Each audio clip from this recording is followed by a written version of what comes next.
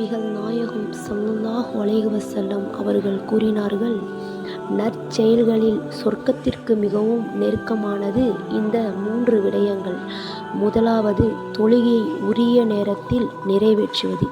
இரண்டாவது, தாய் தந்தையருக்கு நன்மை புரிவது. மூன்றாவது, அல்லாஹுவின் பாதையில் அறப்போர் புரிவது என்று கூறினார்கள்.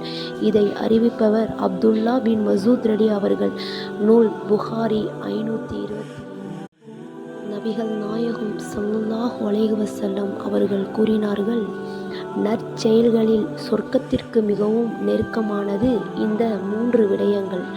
முதலாவது, தொழுகையை உரிய நேரத்தில் நிறைவேற்றுவது. இரண்டாவது, தாய் தந்தையருக்கு நன்மை புரிவது. மூன்றாவது, அல்லாஹுவின் பாதையில் அறப்போர் புரிவது என்று கூறினார்கள். இதை அறிவிப்பவர் அப்துல்லா பின் மசூத் ரலி அவர்கள்.